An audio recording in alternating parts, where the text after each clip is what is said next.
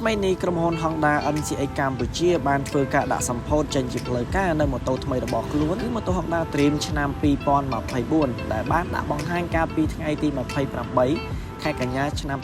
2023 នាវេលាម៉ោង 7 ល្ងាចដើម្បីដឹងលម្អិតច្បាស់ថាតើម៉ូតូ Honda Dream ឆ្នាំ 2024 ឆ្នាំនេះមានការកែប្រែនិងខុសប្លែកអ្វីខ្លះជាមួយនឹងម៉ូតូ Honda Dream ឆ្នាំ 2023 អញ្ចឹងសូមបងប្អូនចូលរួមទស្សនាវីដេអូជាមួយនឹងខ្ញុំទាំងអស់គ្នា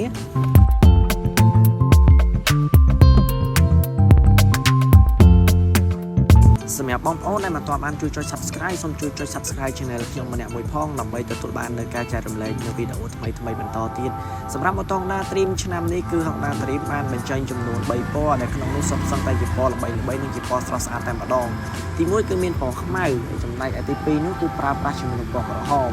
ហើយពណ៌ទី3នោះគឺជាពណ៌ដែលថ្មីមែនតើបងប្អូនគឺពណ៌ទឹកប៊ិចខ្ចីដែលមើលទៅវាកាត់ទៅជាពណ៌ផ្ទៃមេឃបន្តិចពណ៌ទឹកប៊ិចបន្តិចប៉ុន្តែមើលទៅវាមានភាពស្រស់ស្អាតនិងទាក់ទាញមែនតើសម្រាប់ឆ្នាំនេះជាមួយនឹងម៉ូតូ Honda Dream ឆ្នាំ 2024 អញ្ចឹងអ្វីដែលខ្ញុំចង់និយាយបន្តទៀតនោះគឺចង់និយាយអំពីចំណុចមួយចំនួនដែលវាខុសប្លែកជាមួយនឹងម៉ូតូ Honda Dream ឆ្នាំ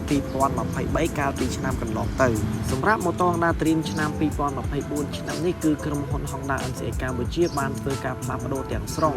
ដែលលើតែមថ្មីក៏ដូចជា design រចនានៅរូបរាងតែមដ៏ស្រស់ស្អាតយ៉ាងប្រណិតជាមួយនឹងការថែមតែមថ្មីនៅលើខោអាវម៉ូតូផ្ទៃខាងមុខនៃម៉ូតូ Honda Dream ឆ្នាំ 2024 បើនិយាយពីតែមខាងមុខនៃម៉ូតូ Honda Dream ឆ្នាំ 2024 យើងអាចត្រឡប់ទៅវិញទៅកាន់ម៉ូតូ Honda Dream ឆ្នាំ 2022 គឺ Honda NCX បានធ្វើការ design តែមមកគឺមានភាពប្រហាក់ប្រហែលក៏ដូចជាស្រដៀងទៅនឹង Honda Dream ឆ្នាំ 2022 អញ្ចឹងមើលទៅមិនឲ្យម៉ូតូមានរូបរាងទាំងហោលបើយើងគិតពី Honda Dream ឆ្នាំ 2023 គឺធ្វើទៅវាស្រឡះអត់មានរូបរាងតែទេប៉ុន្តែសម្រាប់ឆ្នាំ 2024 នេះគឺ Honda Dream បានបំពាក់ជាមួយតែមសំខាន់អញ្ចឹងសម្រាប់ admin គឺឲ្យមានដៃមែនតែនទៅលើរូបរាងកន្លែងនេះចំណែកឯផ្ទៃជំហានក៏មានតែម design ថ្មីជាមួយនឹងការរចនានៅរូបរាងដែលរំលេចដោយក្របពេជ្រនៅខាងក្នុងដោយពណ៌ដោយវ័នពណ៌ទឹកមាសនៅខាងក្រៅវាស័ក្តិសមជាមួយនឹងតែម logo ពាក្យអក្សរ Dream ដែលជាអក្សរផុសមើលទៅគឺវាឆ្លុះភ្នែកមែនតើយើងអាចនិយាយបានថាវាមានភាពតាក់ទាញម្យ៉ាងម្នាក់ជាមួយនឹងម៉ូតូ Honda Dream ឆ្នាំ 2023 តែសម្រាប់ admin បើមើលទៅគឺឆ្នាំ 2024 ហាក់បីដូចជាមានកម្រិតមួយថាស្អាតជាងបន្តិចហើយព្រោះថាការ design ថ្មីមកនេះគឺតាក់ភ្នែកមែនតើក្នុងការមើលទៅលើតែមរបស់ Honda Dream ឆ្នាំ 2024 ណាបងប្អូនបើយើងមកមើលផ្ទៃខាងលើនៃផ្នែកកុងទ័រវិញគឺ Honda Dream ឆ្នាំ 2024 នៅតែរក្សារូបរាងដដែលគ្រាន់តែធ្វើការផ្លាស់ប្ដូរមួយចំនួនទៅលើផ្នែកពណ៌បាទពីមុន Honda Dream ឆ្នាំ 2023 គឺប្រើប្រាស់វ័នពណ៌ទឹកមាសឥឡូវនេះ Honda Dream ឆ្នាំ 2024 គឺបានផ្លាស់ប្ដូរការប្រើប្រាស់វ័នពណ៌ទឹកមាសមកប្រើប្រាស់ជាវ័នពណ៌ទឹកប្រាក់វិញដែលរំលេចមួយបែបឲ្យស័ក្តិសមជាមួយនឹងតែមដែលគេ design ថ្មីនេះតែម្ដងមិនត្រឹមតែប៉ុណ្ណោះ Honda Dream ឆ្នាំ 2024 ក៏បានធ្វើការផ្លាស់ប្ដូរជាមួយនឹងចង្កឹះលេខរបស់ខ្លួនដោយប្រើប្រាស់ជាមួយនឹងចង្កឹះលេខ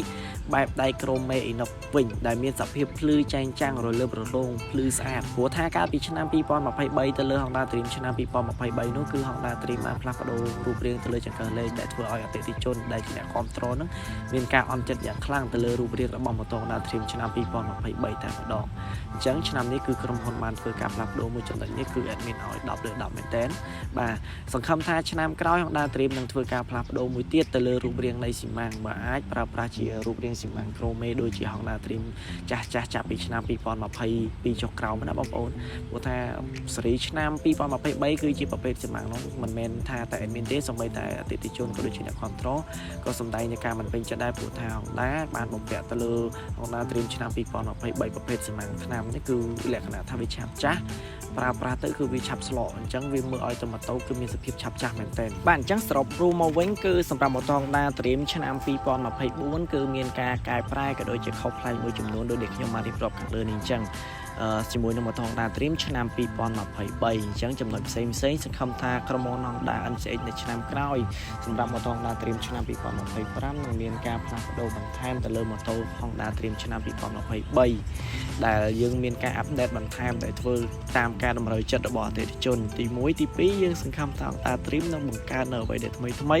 ទៅលើបច្ចេកវិទ្យាទំនើបដែលនឹងបំពាក់ទៅលើម៉ូតូ Honda Dream ឆ្នាំ 2025 នៅឆ្នាំក្រោយ